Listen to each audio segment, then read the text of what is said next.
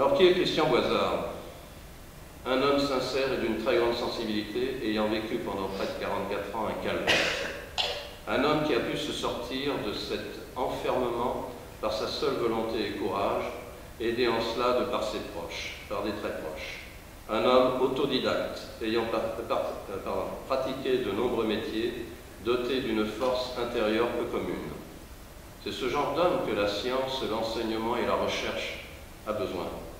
N'oublions pas que de nombreux personnages célèbres ont réussi à se sortir de ce handicap par leur volonté et grâce aussi à des autodidactes. Moïse, Napoléon, Marilyn Monroe, Winston Churchill, Louis Jouvet, Albert Einstein, George VI, roi d'Angleterre, qui n'a pas vu le discours d'un roi, et celui qui a pu aider donc le roi d'Angleterre était un autodidacte qui avait mis sa méthode donc au point lors de la Première Guerre mondiale, et il a fallu donc, pour ainsi dire, il se faisait appeler docteur alors qu'il n'était pas docteur, et c'est le roi qui l'a imposé à tout le monde, devant la cour d'Angleterre et devant donc les sommités médicales de cette époque. Il fallait avoir quand même du courage, mais il fallait être roi pour pouvoir le faire. Bruce Willis, Julia Roberts, François Bayrou, Albert de Monaco et de nombreux personnages actuels de la société française. Je parlais tout à l'heure donc de Marc Mercadier. Ah oui, c'est une ancienne blague. Christian Boizard est membre depuis de nombreuses années de l'AFPSSU, Association des médecins scolaires, présidée par le docteur Marie-Claude Romano, directrice générale, juste en retraite maintenant, mais qui s'occupe toujours de cette association. Et je crois que si sa méthode n'avait pas été bonne, Christian Boizard n'aurait pas été reconnu à ce niveau-là également. Christian Boizard fut également reconnu auteur 2003 de l'année européenne des personnes handicapées. Avant de lui laisser... comment se retient ça? Donc, échappe. Hein.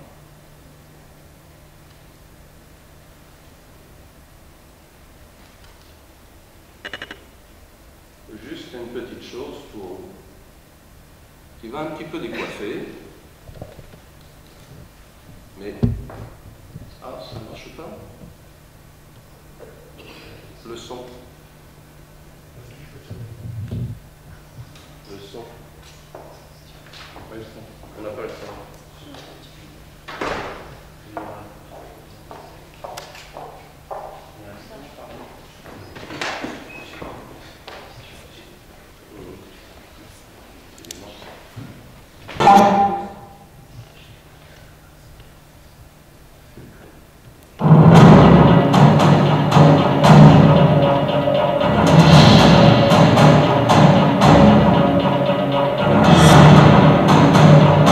Bonjour, je m'appelle Steven, j'ai 14 ans, je suis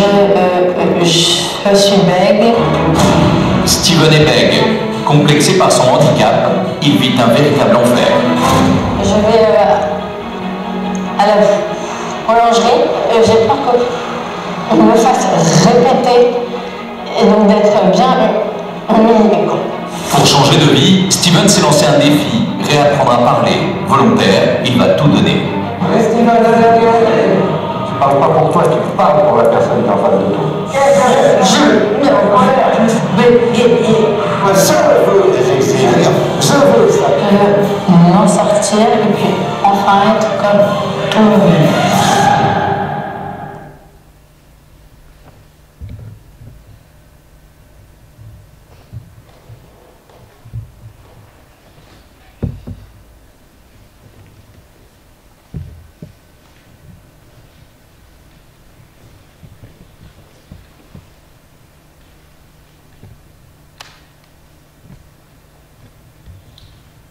Donc voilà, je voulais vous passer cette vidéo donc, de Steven, qui était bègue, je l'ai vu la dernière fois. Eh ben, il parle, mais donc il fait un travail important donc, sur lui. Voilà, donc c'était un reportage de Link, La vie en face de Steven, un reportage de TF1. Mesdames et messieurs, après ces témoignages, je cède la parole, enfin, à notre conférencier, Christian Boisard. Christian, à toi. Bonjour. D'abord, je tiens à vous remercier d'être présent. Moi et certains, bien évidemment, tout au long de la journée, nous allons avoir des mondes qui vont se succéder, mais je vous remercie d'être aussi matinal. Alors, je tiens tout d'abord à remercier, bien évidemment, le CNAM de nous accueillir au jour d'aujourd'hui, parce que c'est vrai que c'est la première fois que le sujet du bégaiement est traité au CNAM. Donc, je remercie M. Christian Forestier, M. André Hugues, M. Jean-Claude Mouchard de leur participation et de leur collaboration. Alors, donc, certains aujourd'hui, bien évidemment, c'est la journée mondiale du bégaiement. Le bégaiement, à ce jour, est un asile d'incompréhension, de secret et de mystère.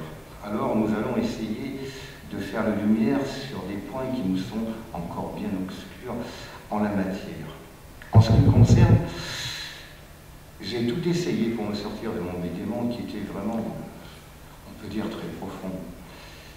Toutes les thérapies et stages existants, voire même paranormal, bien évidemment sans aucun résultat concluant, n'ont eu de succès sur moi. Puis un jour, j'en ai déduit qu'il n'y avait pas du tout de miracle. Le miracle ne peut que provenir uniquement de par le travail que je pourrais effectuer sur moi-même. Je suis un ancien bec profond. Le bégaiement m'a fait souffrir pendant plus de 40 ans. De par cela, j'ai toujours été confronté, de par mes précarités verbales et turbulences de préjugés, qui m'obligeaient souvent à offrir quelques bienfaits pour entretenir, même pour un court instant, quelques amitiés, on peut dire, passagères. Bien évidemment, j'ai payé les frais à mes dépens. J'ai payé pour apprendre à écouter ce que mon instinct essayait de me dire, ce que je savais déjà. Puisque nous, becs, on est quand même très intuitifs. Mais comment faire autrement quand la différence fait place à l'indifférence et que l'exclusion nous met face à face avec notre solitude? Alors un jour, je me suis mis à imaginer de pouvoir ouvrir une porte où derrière, il y aura un monde meilleur, un monde où il n'y aurait plus du tout l'exclusion, pas d'antagonisme. J'ai essayé, mais en vain. Puis, j'ai cherché la clé pour essayer d'ouvrir cette porte qui était pour moi non seulement une porte, mais une impasse. Puis un jour, je me suis dit, après tous les incivismes que je subissais en permanence, j'ai recherché à l'intérieur de moi-même d'où pouvaient provenir toutes les précarités disciples que je pouvais avoir. J'ai mis des points d'interrogation à chaque blocage que j'avais. J'ai analysé le comportement de chaque parcelle de mon corps afin d'en découvrir le pourquoi et le comment je pouvais remédier à toutes mes situations verbales qui devenaient des turbulences en permanence. Au fil du temps, à force de travail et de volonté, j'ai uniquement tourné enfin cette poignée de porte et subitement, elle s'est ouverte sur un monde que j'aspirais depuis longtemps. Enfin, j'ai pu comprendre quelle était la différence et quelle pouvait y avoir la solution entre différence, exclusion et amitié. Et là, ça m'a fait comprendre énormément de choses. Alors, pour approfondir un petit peu cette réflexion-là, du travail que j'ai fait à l'intérieur de moi-même, j'ai un ami qui m'a beaucoup aidé, qui est non-voyant, qui un jour m'a dit Christian, tu sais te servir de ta vue, tu es habitué à voir, ou peut-être à voir par habitude. Alors, prends un foulard, mets-le sur tes yeux, découvre et redécouvre l'intérieur de toi-même et de ta maison. Alors, sans hésiter, je me suis livré à cette nouvelle expérience. Bien sûr, au début, je me butais partout, parce que il fallait avoir les chambres, je ne me souvenais plus où étaient les meubles et autres. Et sans hésiter, à force de travail, je me dirigeais plus dans tous les sens. Alors subitement, je me suis rappelé un précepte qui m'a toujours interpellé. Il ne suffit pas d'être mis en présence de la vérité pour qu'elle nous soit intelligible. Vaste domaine de la réflexion et de la transcendance. Il fallait que je voie, que je ressente et perçoive différemment toutes les choses que j'avais à portée de main. Alors je me suis mis à sentir, entendre, interpeller les distances. Il fallait que je mette ou remette des images à tout ce qui n'était plus à portée de ma vue, même des sons. Puis enfin, non sans embûche, j'ai compris comment me diriger par intuition vers tout ce qui était au-delà de mes perceptions visuelles, intérieures et extérieures. Je venais tout simplement de mettre un concept à mon empirique. Et ce concept, ça m'a aidé dans toute démarche pour essayer de comprendre d'où provenaient toutes les turbulences verbales que j'avais, tous les blocages. Si, là j'ouvre une parenthèse, si dans la méthode que j'enseigne, comme on voit partout, où je fais utiliser les 5 doigts de la main, c'est qu'à mon sens, au bout de chaque doigt de ma main, se désignent plusieurs significations et directions que l'on peut appeler intuition, idée, volonté, courage, calcul, décision et action, qui selon notre caractère et transcendance des moments, nous dirigent vers l'ouverture de plusieurs destinations différentes. Bien évidemment, selon la transcendance actuelle du moment, selon l'aspiration que l'on est, étant donné que nous bègues, nous sommes des personnes quand même très émotives, très sensibles. Donc, c'est une mesure qui ne peut pas être mesurée scientifiquement. Parce que nous baigne, notre état émotionnel, émotif, n'est jamais le même d'une seconde à l'autre. On rencontre une personne, si on sent que cette personne est stressée, c'est là qu'on va bégayer plus, ou faire une conférence comme ça. Moi, je vous ferai une parenthèse, pour moi, faire ce que je fais aujourd'hui, 13 ans en arrière, ça n'aurait pas été possible, ou à moi au moins, pour dire ce que je viens de dire, il fallait peut-être rester une semaine. Mais bon, c'est l'histoire. Bon, je ne dis pas non plus que je fais de miracle, je ne dis pas non plus que je m'en suis réellement sorti. On sait tous que même si on s'en sort, on a toujours une petite tasse, une petite trace de bégaiement. Mais le bégaiement, quand même, où il faut garder le côté positif du bégaiement, c'est notre côté sensible. Il faut lutter contre le bégaiement, il faut le chasser. Mais la sensibilité qu'on a en nous, l'intuition qu'on a en nous, il faut absolument le garder. C'est ce qui fait de nous peut-être notre charme. Mais si on réfléchit bien sur soi-même. Mais où vous pouvez en être sûr, c'est que sur le bégaiement, j'ai lu aucun bouquin. D'ailleurs, j'aime pas trop lire.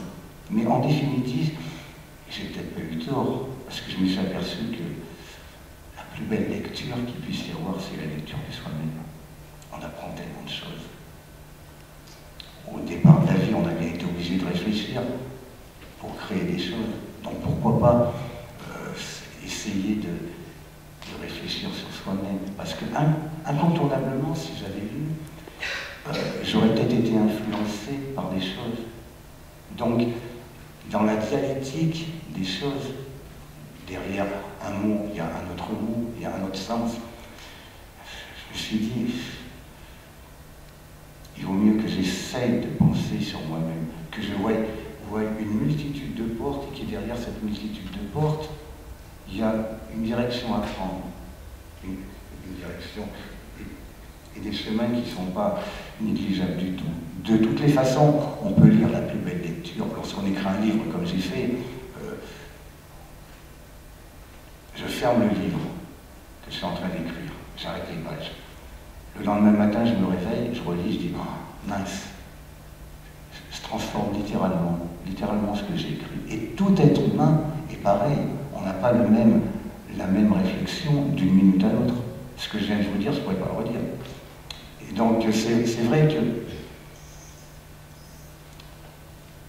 en faisant un travail sur soi, en essayant de réfléchir, comme je dis, le bégaiement, on peut peut-être l'identifier à la noétique, puis puisqu'il y a toujours un rapport, une mesure d'espace-temps entre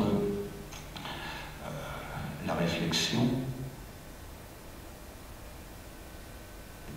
la pensée, la construction, et le temps que l'on accorde à la personne en face pour comprendre ce que l'on vient de dire. Donc tout est une mesure d'espace-temps. La parole, comme je dis si bien, enfin, j'essaye de dire, à qui veut bien entendre, bien évidemment, c'est immuable, c'est une règle de 3. Tout est chiffre. Quand je dis inspiration, je parle, je souffle. C'est une mesure d'espace-temps. Et la noétique, c'est arriver à faire comprendre qu'il y a, dans toute chose, il y a une matière, il y a une image. Alors, pour le bégaiement, ça peut être une image, une matière palpable, comme par exemple, on prend par exemple une balle ou un objet qui représente le bégaiement. On s'aperçoit que par un aspect mécanique, on arrive à parler, puisqu'enfin, on aura mis une image à son bégaiement. C'est plus facile de traiter quelque chose en une image. Bien sûr, la musique n'est pas une matière, mais la musique provoque des choses, provoque des sentiments.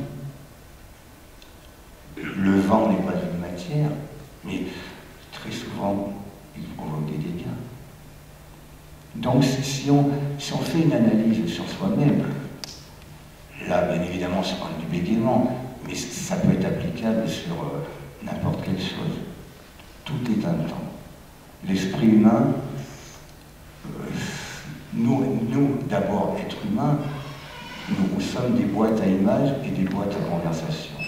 Toute conversation que l'on peut avoir émerge des conversations qu'on a déjà eues. C'est notre point de réflexion. Que ce soit des images, que ce soit des mots, on parle avec une personne, d'un sujet, on est obligé d'aller rechercher dans son empirique des moments où on a parlé du même sujet. Donc c'est le temps que l'on s'accorde.